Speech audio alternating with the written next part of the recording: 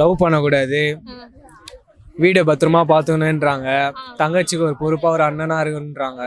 என் பெயர் சர்மா, நான் தஞ்சாவூரில் இருந்து வருகிறேன். எனக்கு பல பிரச்சனைகள் இருக்கிறது. எனக்கு இருக்குதான் செய்யுதுங்க, தங்கச்சிக்கு ரொம்ப ஆசை. அதுக்கப்புறம் தான் என்னோட லவ் அதெல்லாம் பார்த்து இது பண்ண முடியும். அது அவங்களுக்கு புரிய மாத்து. நான் வெறிய பொறித்தனமா போயிடுவேன் அந்த மாதிரி நினைச்சுக்கிறாங்க. இப்போ யூத்தோட ஃபீலிங்ஸை எந்த அப்பனுமே புரிஞ்சுக்க மாட்டேங்கிறாடா. அவங்க போடுற ரெஸ்ட்ரிக்ஷன்ஸ்லாம் ஃபாலோ பண்ண ஈஸியா இருக்குமா உனக்கு? கொஞ்சம் கஷ்டம் தான் நாங்கள் பண்றதுக்கு. என்ன பண்றது, ஒரு மாதிரி வெறுப்பா ஒரு நைட்லலாம் எங்களுக்கு தூக்கமே வராது. வேற மென்டல் டார்ச்சர்ல நீ எதனா எசுக்கு புசுக்கா பண்ணிட்டு போய் உள்ள உட்காந்துலான்னு பாக்குறேன் ப்ரோ. எதுக்கு இவ்வளோ நைட் டைம்ல வரேன்னு கேட்குறாங்க. போயிட்டு வந்ததுக்கு ஏதோ நான் பசங்க கூட ஏதோ ஸ்மோக் பண்ணிட்டு அந்த மாதிரி நினைச்சுன்னுக்குறாங்க. என்ன பார்த்தா ஒரு ஆளை பார்த்து நம்பணுங்க, மனசு இருந்தா மார்க்க பந்து.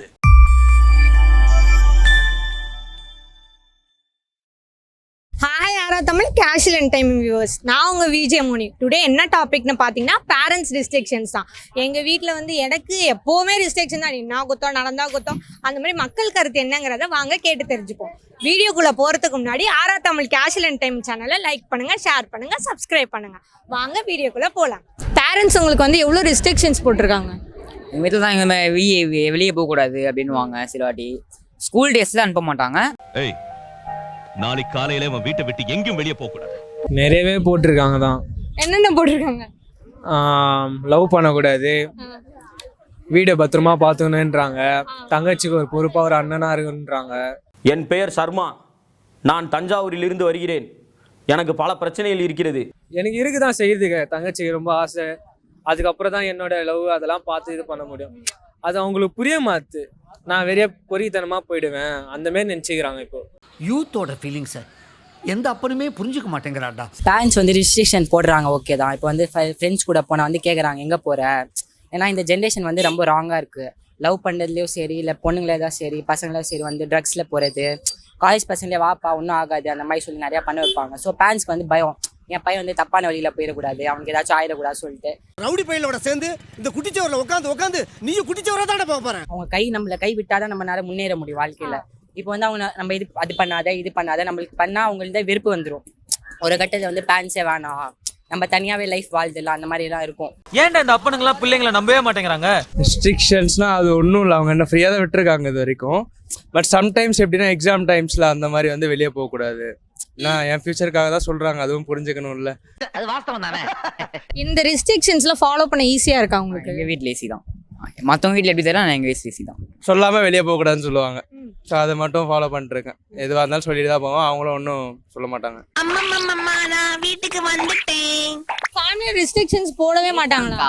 ஏதாவது ஒன்று ரெண்டு சொல்லியிருப்பாங்க, அதெல்லாம் ஃபாலோ பண்ண ஈஸியாக இருக்கும். இப்போ கூட தான் சொன்னாங்க, காலேஜில் கூட தான் போகல, காலேஜே போக மாட்டேன். மனசார சொல்றேன்டா, சத்தியமா நீ எல்லாம் ஊருப்பட மாட்டேன். இப்போ நான் ஃப்ரெண்ட்ஸ் கூட வரேன். இப்போ வந்து நோம்பு நேரம் முஸ்லீம். ஸோ அவங்க வந்து போகாதடா வெயில் இருக்குது அப்படி சொன்னாங்க. இல்லைப்பா கூப்பிட்டான் ப்ளீஸ் பார்ப்போம். ஸோ சரி போயிட்டு வாப்பா அந்த மாதிரி. இப்போ வந்து அவங்க இல்லவே இல்லைன்னு சொல்லிட்டா ஓகேப்பா நீ சொல்றது நான் கேட்டாதான் இருக்குன்னு சொல்லிட்டுருவேன். பட் எனக்கு அது கேட்டா இருக்கு, நான் பண்ணாதான் என்னால் எதுவும் பண்ண முடியும்னு சொன்னா நான் கண்டிப்பாக அதுக்காக போராடுவேன். சப்போஸ் அவங்க இல்லைன்னா அவங்களை அண்டர்ஸ்டாண்ட் பண்ண வைப்பேன் கண்டிப்பா. நான் கூட ஒரு முடிவு முதல்ல என்ன பேச விடு. நான் சொல்றதையும் நான் பேசிட்டு இருக்கேன்ல. இந்த ஜென்ரேஷன் பசங்களை வந்து அம்மா அப்பா ரெஸ்பெக்ட் பண்ணுங்க, கை தூக்குறாங்க, டீச்சர்ஸ் மேலே கை தூக்குறாங்க. காலேஜெலாம் போனால் ஹெச்ஓடி அப்படின்னு சொல்லிட்டு மிரட்டுறாங்க பசங்க. பைக்கில் பொண்ணுங்களை பார்த்தோன்னே வீலிங் தூக்குறது, ஸ்டண்ட் அடிக்கிறது அந்த மாதிரி. உங்களுக்கு என்ன நினைக்கிறேன், அதெல்லாம் நமக்கு ஒரு பெருமை அப்படின்னு நினைச்சு கிடையாதுக்கா. அது ஆக்சுவலி பெருமையே கிடையாது. ஐயோ எப்படி வளர்த்துருக்காங்க. அவங்க போடுற ரெஸ்ட்ரிக்ஷன்ஸ்லாம் ஃபாலோ பண்ண ஈஸியாக இருக்குமா உனக்கு?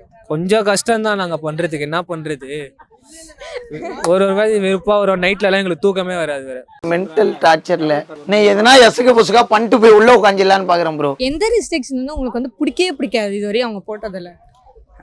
எக்ஸாம் டைம்ல டிவிஸ் ஆஃப் பண்ணிடுவாங்க, அது ஓகே தான். பட் ஆனால் கொஞ்சம் கடுப்பாக இருக்கும். கடுப்பேத்துறார் மயிலாட். அதை பண்ணி இதை பண்ணு, என்ன பண்ணு படிக்கிறதுக்கு தான்க்கா. நீ வேலைக்கு போனா தானே கொடுக்க முடியும், அது படிச்சா தானே கொடுக்குறா அவங்களுக்கு. அதான் படிச்சா தானே நல்ல வேலைக்கு போக. காசு இல்லை அப்பெல்லாம் கிடையாது, பாட்டியம் ஜாலியாக சுத்துறோம். அதுதான் அதுவும் காசு வருதுல. இருக்காதுடா, ஒரு வேலைக்கு போய் நீ படிச்சு மரியாதையே தேவையில்லைன்றேன். அப்படி என்னடா உனக்கு அவ்வளவு தீவிர? ரிலேஷன்ல கசின் ஒருத்தர் இருக்கான், அவங்க கூட சும்மா ஒரு ஜொமேட்டோ கூட போனேன். அதுக்கு எதுக்கு இவ்வளோ நைட் டைம்ல வரேன்னு கேட்குறாங்க. போயிட்டு வந்ததுக்கு ஏதோ நான் பசங்க கூட ஏதோ ஸ்மோக் பண்ணிட்டு அந்த மாதிரி நினைச்சுன்னுக்குறாங்க. என்ன பார்த்தா ஒரு ஆளை பார்த்து நம்பணுங்க, மனசு இருந்தா மார்க்க பந்து. எங்கள் பேரண்ட்ஸ் எனக்கு இது வரைக்கும் போட்ட ரெஸ்ட்ரிக்ஷன்ஸில் எதுவுமே பிடிக்காதுன்னு சொல்லவே இல்லை. அடங்கப்பா இது உலக நடிப்புடா சாமி. ஃபோன் நிறையா யூஸ் பண்ணாதப்பான்னு சொல்லுவாங்க. கேம்ஸ் நிறைய ஆடும், ஃப்ரீ ஃபயர் அந்த மாதிரி ஆடும். ஸோ அது வந்து நிறைய யூஸ் பண்ண சொல்லுவாங்க. அது கொஞ்சம் பார்க்க விடுங்களேன் கொஞ்சம் நேரம் ப்ளீஸ். பட் இப்போ நான் எங்கள் அம்மா அப்பா பேசி கேட்டேன்னா தான் ஸ்காலர்ஷிப் வச்சு நான் கேனடாவே படிக்க போகிறேன். எங்கள் மம்மி இப்போ கேனடாவில் இருக்காங்க, நானும் ஃபாதர் இங்கே இருக்கோம். ஸோ நான் அங்கே போயிட்டு என் லைஃப் சக்ஸஸ்ஃபுல் அங்கே தான் போய் பண்ணணும். உங்க அம்மா அப்பா நல்லா வளர்த்துருக்கா, மரியாதையும் நாகரிகமும் தெரிஞ்சிருக்கு உனக்கு. ஃபோன் பார்த்ததுனால தான் உனக்கு தலைவலி வருது.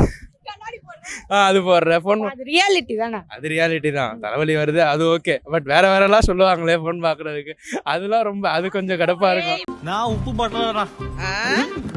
போனை நோண்டிக்கிட்டு சாப்பிட்டா இப்படிதான். விஆர் போறேன் அப்படின்னு அதுக்கு வந்து வெளியே வந்து அவ்வளோ அது சாப்பிடக்கூடாது. நான் வெளியே அதெல்லாம் பேசினா வந்து அதான் கொஞ்சம் பார்த்து போ. ஏய், அவன் என்ன சின்ன குழந்தைய, அவனுக்கு தெரியாதா? காலம் கெட்டு கிடக்குங்க. நேத்து தான் சண்டை வீட்டுல, இப்ப கூட விட மாட்டேன்ட்டாங்க. இவங்க கூட தான் சுத்தி நிக்கிறேன். இப்ப அவன் இன்னும் திருந்தலமாமா. நைட்டில் வெளில போகணும்னு சொல்லியிருக்காங்க. ஆனால் எனக்கு டைம் கொடுத்தது 11 o'clock வீட்டுக்கு வந்துடணும். யாராவது 6 o'clock வரைக்கும் கொடுப்பாங்க, அம்மா 11 o'clock வரைக்கும் கொடுத்துருவாங்க. அதே பிக் ஃப்ளெக்ஸ் தானே. அவர் தூங்கிட்டு இருக்காரு, அமைதியா போய் உள்ள படுத்துரு, செருப்படி வாங்காத. ரெஸ்ட்ரிக்ஷன்ஸை ஃபாலோ பண்ணது கஷ்டம். ஒரு ஆக்சுவலி பாய்ஸ் கூட பரவாயில்ல, பாய்ஸ்னா ஃப்ரீயாக விட்டுருவாங்க, போப்பா பண்ணுப்பா. கேர்ள்ஸ்க்கு வந்தால் ரொம்ப ரெஸ்ட்ரிக்ஷன். ட்ரூப்பா.